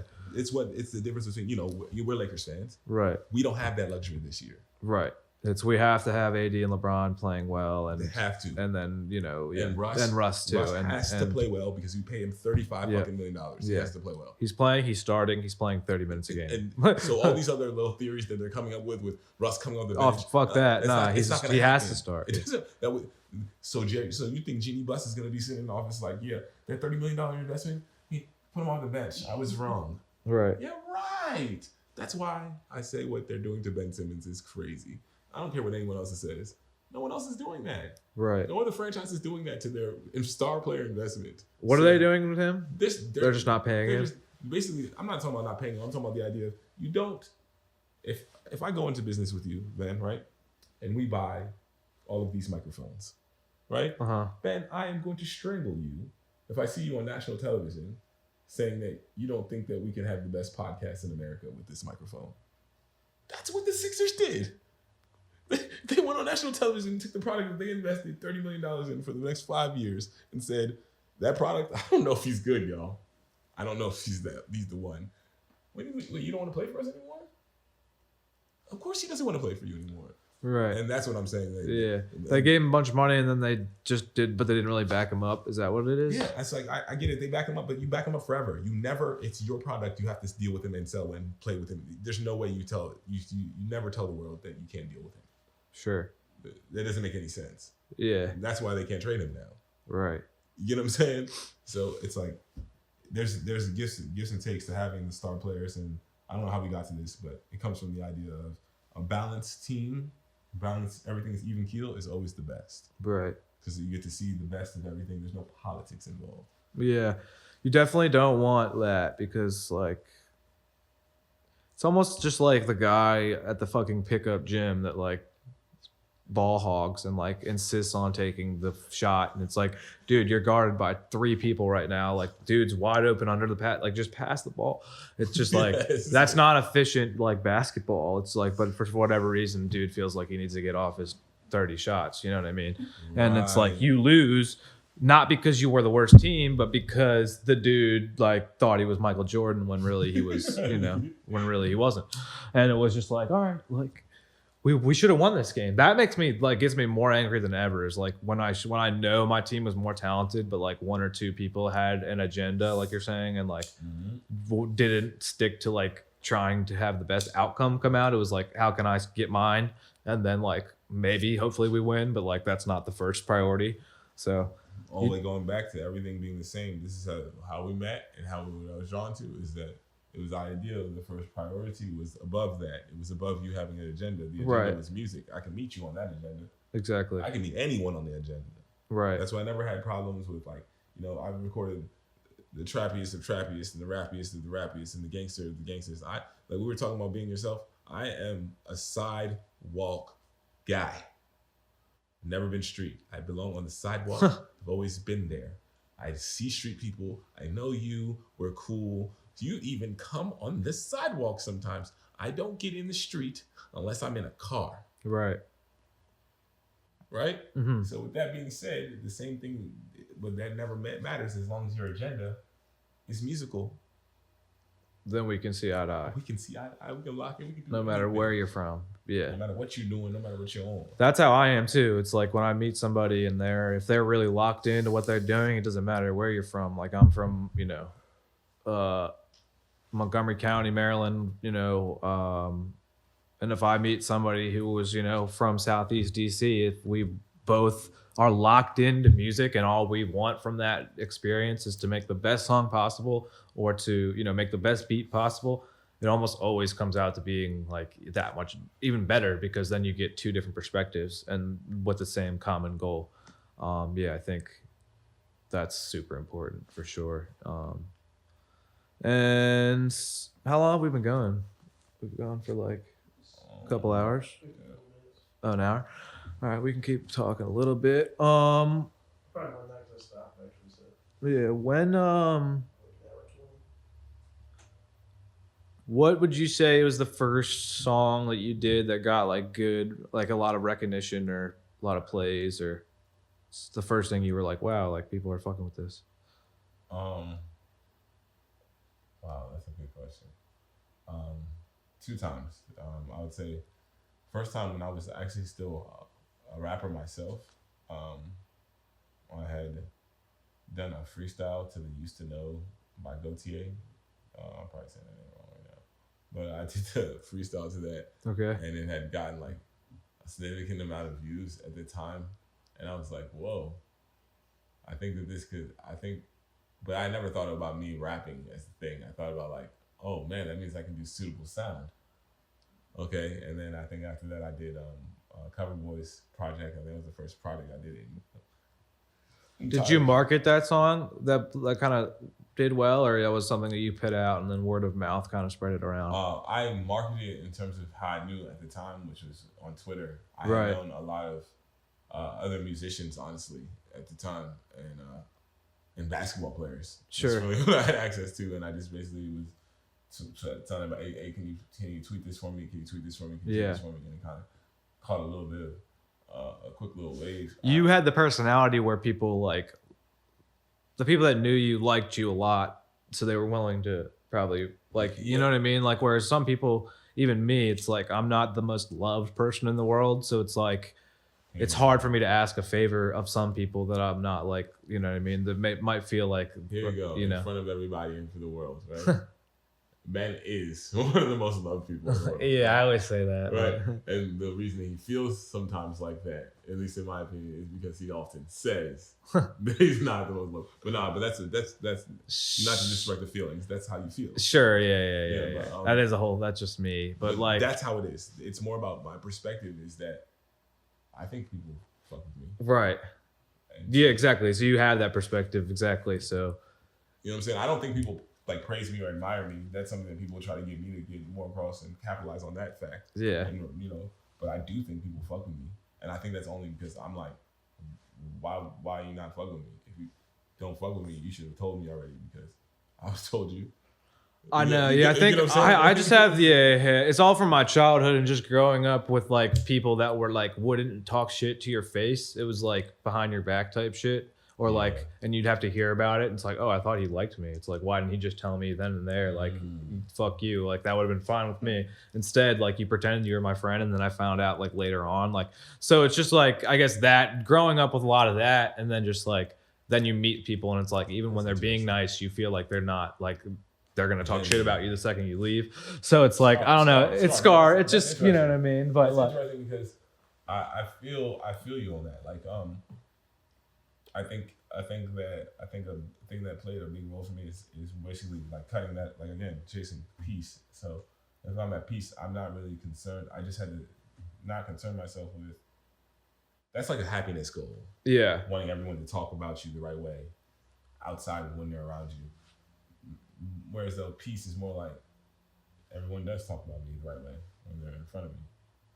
You get what I'm saying? So I can't even spend my time. Oh, I used to. I'm not saying I didn't used to, but I try my best, or I do my best to eliminate that. Yeah, I think that's just becoming, an adult and growing up and, being a man and just realizing like, that's not how. Stop feeling the pull of it. It's also like it is a thing that happens when you're younger versus like when you're older. People don't do that as much. It's just like that's. Oh no, man, you're right. They do. It's just that it doesn't matter as much. Right. I guess. Yeah. I guess my point was just like in high school, it kind of seems like that's something that happened. That was everything. It's like it did matter. That does matter. It's like, oh, he's not cool. It's like, all right, like, damn, I'm not cool. Yeah. It's like, it's like, and it does matter. That's the thing. And that's when it does matter. So I think, but when you're an adult, it's like, oh, whatever. He didn't like me. I don't know who gives a shit. Like, no one even cares. It's like, even if he leaves and then you're talking shit, I would hope that the person you're talking shit to like looks at you sideways, like, what? Why do you fucking care? Like that's how I am. When people are like trying to talk shit, like, and I'm there, and it's like someone's not there. I'm just like, what are you talking? Like, why are we talking about this?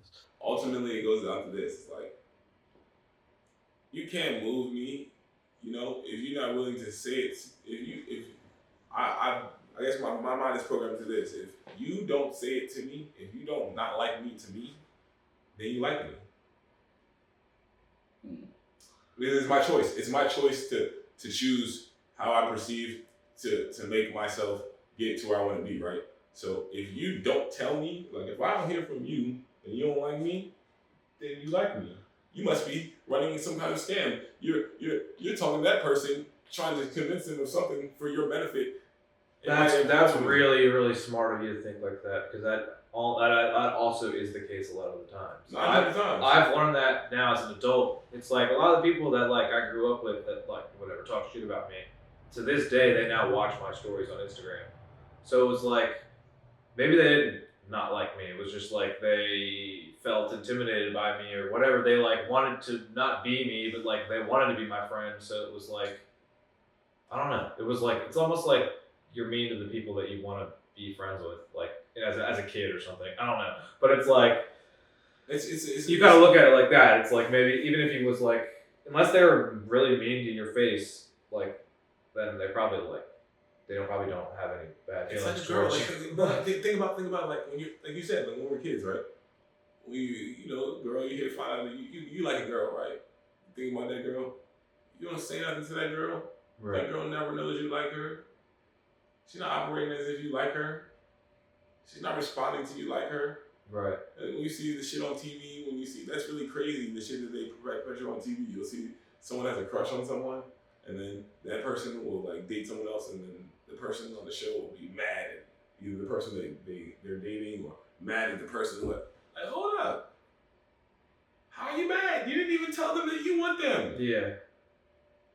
And then even if and then this is a societal thing that has been created.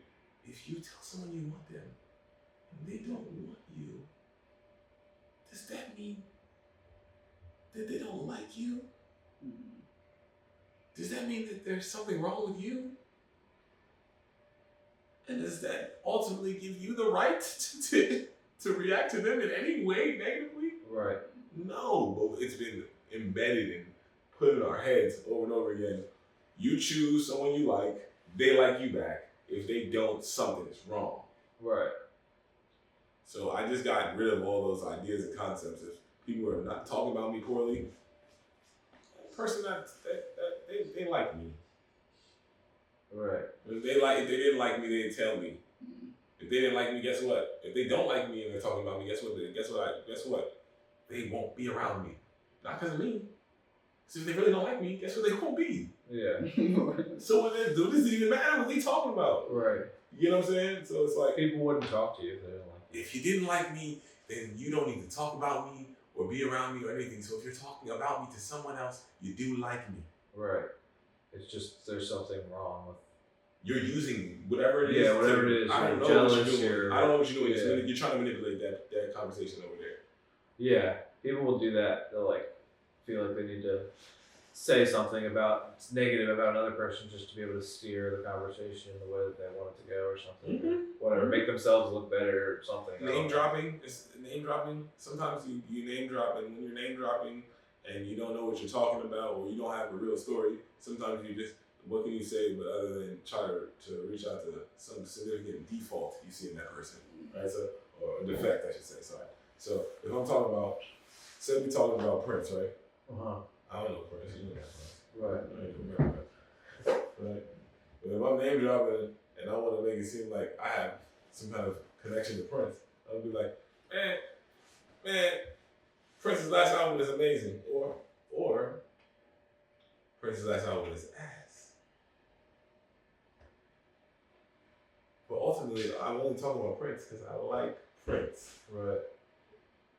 You get me? So that's how I process it. I know what you're saying. Yeah, I mean, I think it's just a lot of it's like that's something that you've helped me out with over the years, is just getting over those insecurities, just being a kid that's come, that you, because a lot of people as adults, you still go through these traumas that started when you were a kid, and a lot of people don't deal with them, and just go through their whole life having to kind of be hindered by this thing or whatever it is that you have because of whatever happened to you in your childhood. So I've now, that's something that therapy can help people with, or Fact. if you have friends that like you, or people that like for me, it's like I prefer to open up to one of my good friends rather than a therapist, and that's kind of how I've dealt with things recently. And it's specific friends, you know what I mean? Certain people that that are gonna have a good, give you some good feedback. So you're one of those people that I can now bounce these things of how am I feeling? Is this normal to feel this way? And am I justified, or is it do you think it's I'm looking at it the wrong way? And so I think what were we talking about before that? We're just talking about the idea of people's perception of you. But yeah, anyways, how they think of you. How they think of you, yeah, it's just talk behind your back. Right. So it's just the more that you can open up with the people that you are close with and tell them what things are bothering you, then you're able to kind of get those feelings out and get them explained to you from an outside perspective, and then then you won't have to feel so overwhelmed by them anymore. So for me, I really went through my whole 25 years of life thinking one way, whatever, people don't like it when they first meet me, whatever, but then it's taking time for me to meet you, meet Kurt, have people like that, be in my ear and be like, no dude, you're wrong, that's not how things are. This is something that you've built up over time, you know what I mean? And it's to have a friend with that mature mindset, you don't really develop those friendships until you're older, you know what I mean? Because it takes another mature person to realize that too. So it's I'm just now reaching that age where I now have friends to the point where I can have these kind of conversations that can really benefit me and help me learn, help me advance in the way I think. And because I feel as a high schooler, you're kind of just having conversations, but they're not always the most meaningful of conversations. You're just kind of talking with your friends about bullshit, but it's you really start to have meaningful conversations as an adult to the point where you can learn something from your friend, and they'll really help you and benefit you and give you ideas on how you can live your life going further and make it easier on you. What you're doing right now is key. You're making that available. It's the same reason why I be saying we always argue about basketball players being better now than then, right? But I'd be saying it's unfair because if these kids, they have the people are supposed to be better. Look at what the kids have access to. They can sit here and listen to this conversation and really skip steps. Oh, all right, bet. Right. And we're not Elon Musk. You know what I'm saying? Exactly. So they have this. They have a whole perspective. They have this all the way to Elon Musk to go and tap in and look at it, and figure out and make these things a thing. And what you're doing is important though because everyone's not Elon Musk. Yeah. So sometimes you gotta have us,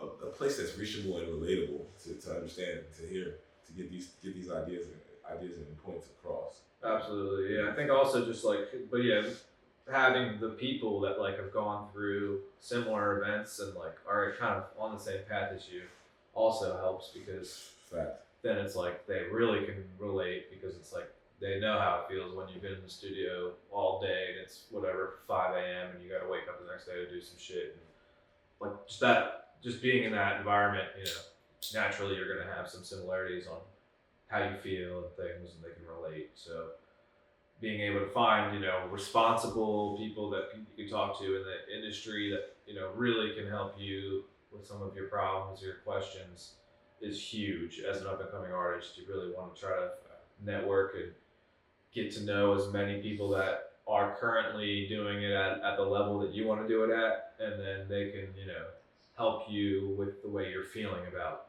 how you're coming up, you know what I mean, in every step of the way. Because it's like, if you're feeling a certain way about a music video, your first music video ever, you hit up a videographer and he's kind of playing you 50-50. He's not being as professional as you would like him to be. That's something, just a small example of like, okay, now I can go to somebody who has dealt with that before and let them know what's going on and ask them, am I feeling this way? Am I justified in feeling this way, or are they actually just being, is this how it works? Is this the business and that's how it goes and I shouldn't be feeling this way? And then, the people that are experienced can say, nah, he's being a dick, or yeah, that's actually how business is done, and you don't like it, like that sucks, but you gotta have to deal with it. And like, so things like that, I think, having those people in your corner, or just access to talking to people that have done it before in any field is just so big. No, fact. It's so big. So I guess we'll wrap it up. I've been releasing a few singles, or I guess 4 or 5 singles I released last month. I talked about it last podcast, but I'm going to continue on the single route. We've talked about just kind of going from albums to singles in terms of releasing them and trying to market it that way. I think that'll be interesting in terms of like just being able to stick with one song and kind of focusing on that one song. And it's a different method for competition, and the idea, like we said, we're cultivating creative independence. yes, that's what we're doing. Fuck trying. Fuck that trying shit. We're cultivating creative independence. So in the independent competition versus these moguls and big companies, going one song at a time just makes more sense. Yeah, when you're competing at that level and you need to market or try to compete with that, like you said, the big companies that are big labels that are marketing, it's easier for someone at an independent level to market one song versus an entire album at one time. They're gonna put. Let's think about it. You got a big investment for a big company. They're gonna put the bag behind it. They're gonna end up. Now you're fighting against a $10 million album. Your album's not gonna be $10 million. You're just not gonna. That's not gonna happen. Right. So, but you can put together 20 bands and push on a song. Right. You can do that though. It might not be 20 actual cash dollars, right? But there's sweatquity, and then there's equity. And we got a lot of sweatquity around here, and a lot of rapport, and a lot of rep, and a lot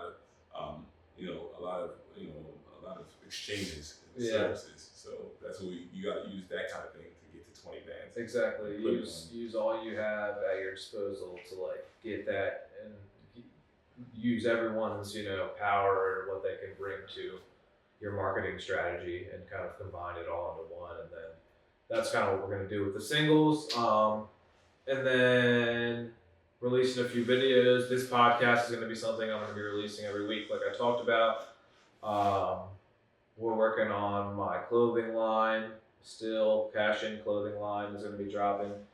So a lot of things that are exciting that you've helped me set up. And I guess, are there anything you got going on in the near future that's going to be going down? You want to talk about performances or content? That's all I'm saying is be on the lookout. Yeah. I'm very transparent. I'm high and tired, and I don't really want to miss anything. So I just say we have endless content coming. Lots of content coming. Together. What's KM got going on out in LA? Big bag. What It's doesn't KM It's a big bag. What doesn't? That's a great question. What doesn't KM have? KM's got a lot of stuff going on. Lou's different. Got a lot of stuff going on. Lou's different. Is popping. The records are coming out. The record label coming. He's putting plaques on the wall. He's just he's doing a lot. He's actually coming around soon. If you are in the area, catch him while you can, while he's around. See if you can get some work in. Yeah, he's probably the most.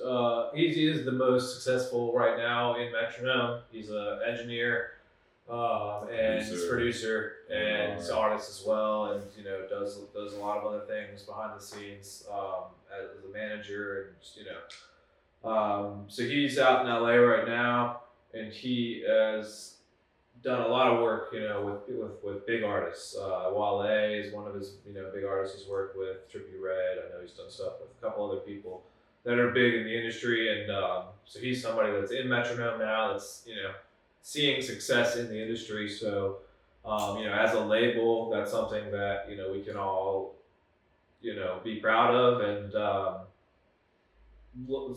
have faith that can one day, be all of us, so we can all have that success. So shout out to KM for doing his thing out there, and representing Metronome in the way that he knows best.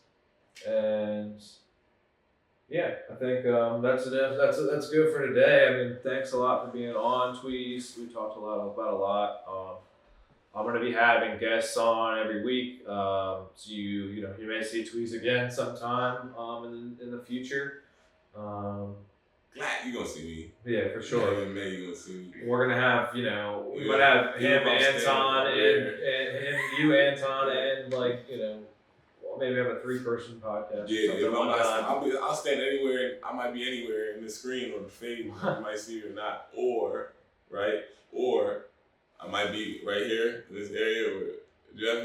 Look, I don't want to give you the whole schematics and shit. Yeah, Jeff's still here helping out, so we're still on the same page. Bambo's filming, so we're gonna keep it going. This is episode 2, Bambo Podcast.